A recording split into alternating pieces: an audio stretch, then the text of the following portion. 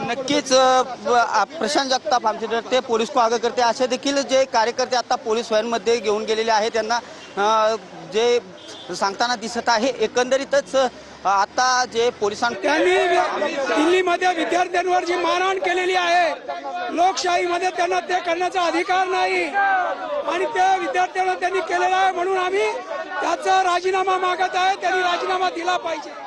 दुसऱ्या बाजूला या ठिकाणी वंचित बहुजन आघाडी जी आहे ती सुद्धा रस्त्यावरती उतरलेली आहे। वंचित बहुजन आघाडीचं या ठिकाणी आंदोलन जे आहे ते सुरू झालेलं आपल्याला पाहायला मिळतंय।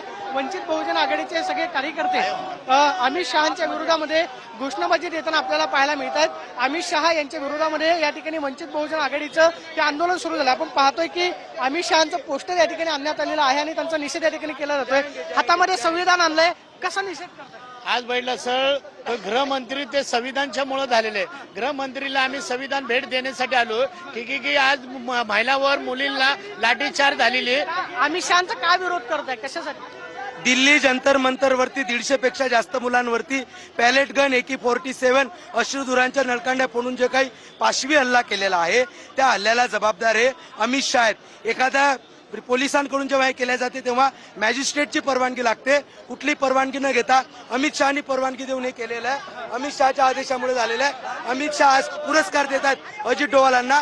यांचे हँड हे क्लीन हँड नाही आहेत, रक्ताने माखलेले हँड आहेत, त्यामुळे यांना नैतिक अधिकार नाही आहे, म्हणून यांचा राजीनाम्याची आमची मागणी आहे। आपण पाहतोय की वंचित बहुजन आघाडी सुद्धा रस्त्यावरती उतरलेली आहे, मात्र दुसऱ्या बाजूला आपण पाहतोय की हा सगळा पोलिसांचा बंदोबस्त या ठिकाणी तैनात करण्यात आलेला आहे। मोठ्या संख्येनं पोलिसांचा बंदोबस्त बॅरिकेडिंग करून आपण पाहतोय की या ठिकाणी आंदोलनाला जागा दिलेली आहे आणि एक एक करून काँग्रेस कार्यकर्ते या ठिकाणी जमा होत आहेत। काँग्रेस कार्यकर्ते थेट रस्त्यावरती उतरलेले आहेत।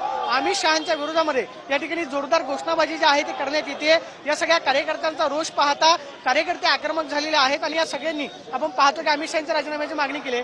कशासाठी रस्त्यावरती उतरलात, काय मागणी? आज अमित शहा या ठिकाणी पुण्यामध्ये एका कार्यक्रमानिमित्त येत आहेत। ज्या पद्धतीनं विद्यार्थ्यांवरती अमानुषपणे क्रूरपणे लाठीचार्ज पोलिसांनी केला, अमित शहाच्या आदेशाने केला, त्याच्यामुळे त्याच्या निषेधार्थ हे सगळे काँग्रेसचे कार्यकर्ते, NSYचे, विद्यार्थी काँग्रेस आणि युवक काँग्रेसचे आम्ही रस्त्यावर उतरून अमित शहाचा निषेध करण्यासाठी या ठिकाणी मला इकडे एवढ्या लांब जागेवरती परवानगी दिली, त्याचं कारण काय? पोलीस प्रशासन हे मोदी शहा यांच्या म्हणण्यावर चालत आहे, दबावाखाली आहे आणि म्हणूनच आम्हाला इतके दिवस लागले परवानगी मिळायला। आज बघितलं असेल पूर्ण बॅरिकेडिंग केले आहे, जसं की आम्ही आतंकवादी आहोत। या देशाच्या लोकशाहीचा पाया घालणारा काँग्रेस पक्ष आहे। आम्ही लोकशाहीला मानणारे, संविधानाला मानणारे, संविधानाच्या मार्गावर चालणारी लोक आहोत। आम्ही संविधान तोडणारे नाही, तरी सुद्धा ही बॅरिकेडिंग करून आम्हाला कैद करण्याचा प्रयत्न केला। हातामध्ये पोस्टर आणलंय, मोदी शहा डोरमत, कुणाला घाबरताय? मोदी शहा राहुल गांधीला घाबरत आहेत। सर्वसामान्य जनतेचा आवाज बनून राहुल गांधी त्यांना प्रश्न विचारत आहेत आणि त्यांना प्रश्न उत्तर देता येत नाहीये, म्हणून मोदी शहा संसदेपासून पळत आहेत आणि आज पुण्यात येऊन टिळकांचा पुरस्कार स्वीकारासाठी आलेले आहेत। आम्ही पाहतोय की या ठिकाणी हे सगळे कार्यकर्ते थेट रस्त्यावरती उतरून निषेध आंदोलन करताना पाहायला मिळतात। दुसऱ्या बाजूला काँग्रेसचे हे सगळे कार्यकर्ते थेट रस्त्यावरती उतरलेले आहेत। अमित शहा गो बॅक म्हणत जोरदार घोषणाबाजी जी आहे ती या संपूर्ण परिसरामध्ये केली जाते आणि आपण पाहतोय की हातामध्ये पोस्टर जे आहे ते आपण पाहतो की या ठिकाणी आणलेलं आहे। काय पोस्टर आहे? पुणेकर आहे आम्ही, पुणेकर पहिले। इथे सगळ्यांचा मास उतरवला जातो।